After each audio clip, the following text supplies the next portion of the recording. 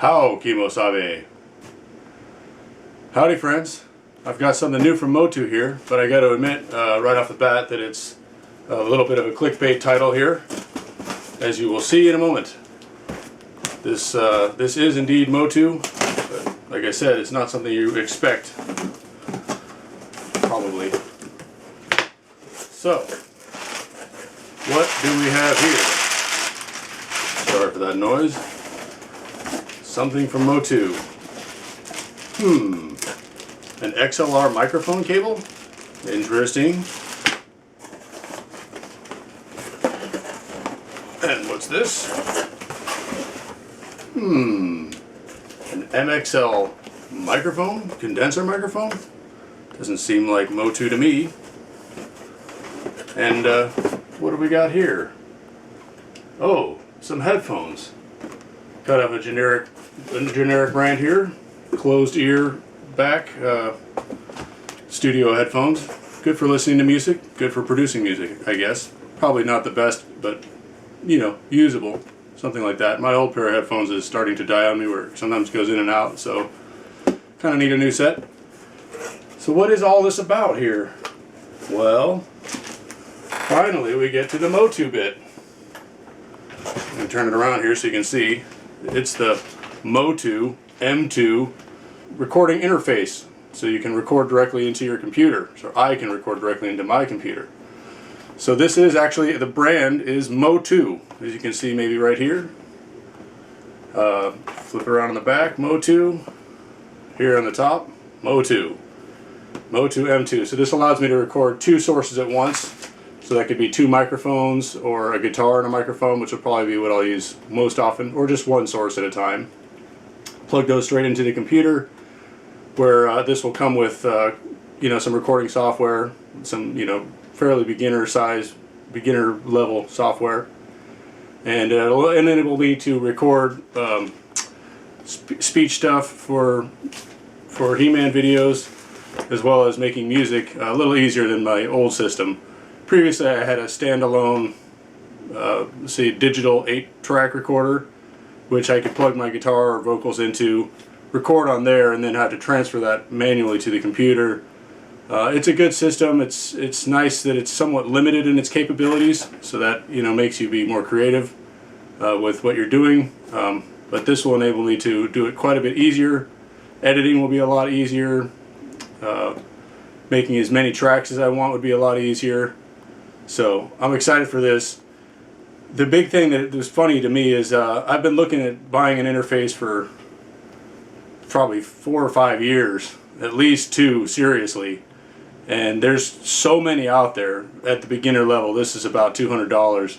So the price point between $100 to $200 to $300 is full. There's probably 20 that are all very good. And I'm a person who struggles with analysis paralysis. So, you know, I get into my head and I try to figure out which one is the best, and I watch all these YouTube videos and reviews, and you know, the thing is, they all are very good, and they all have something that's a little better about them and, you know, maybe not so good about them. This one has, you know, bars that can show you right on the front your recording volume, which is helpful so you don't record too loud and get kind of distortion and clipping, they call it.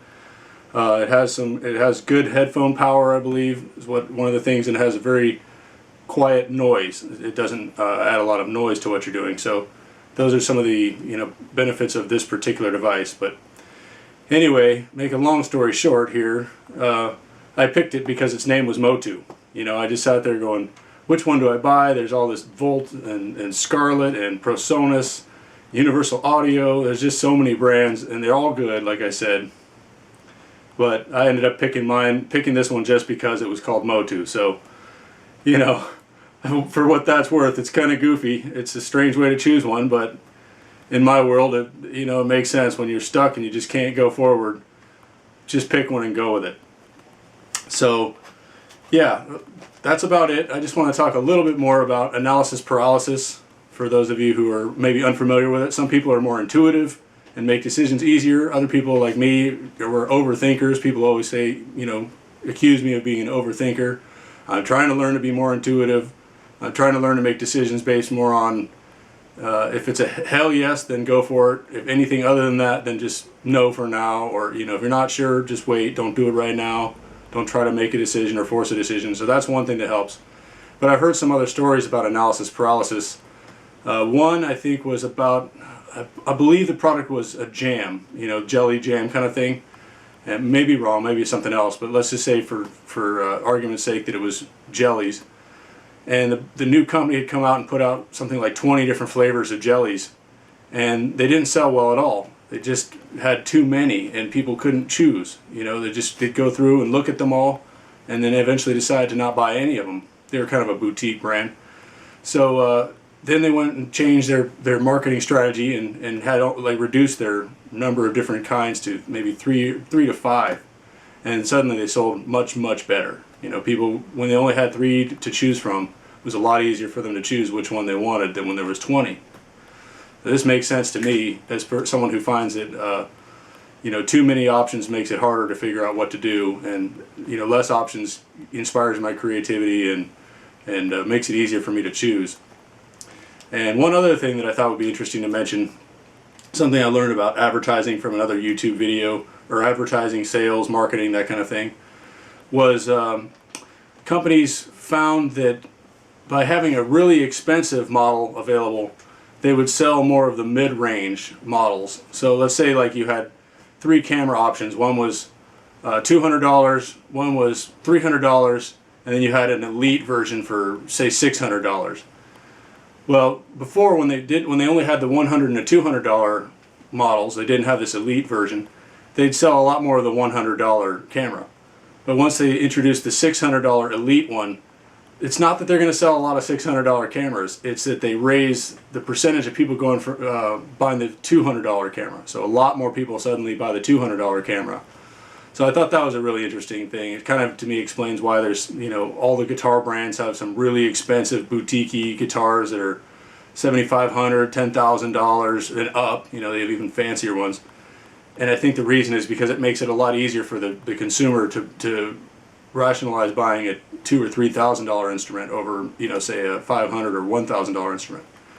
I kind of think of this as sort of a Goldilocks and the Three Bears syndrome or something, where, you know, Goldilocks, it's either, she always picks the one that's just right, which is not too big, not too small, not too hot, not too cold, not too high, not too low. So I don't know if that's something universal to all humans, but it seems like it kind of is.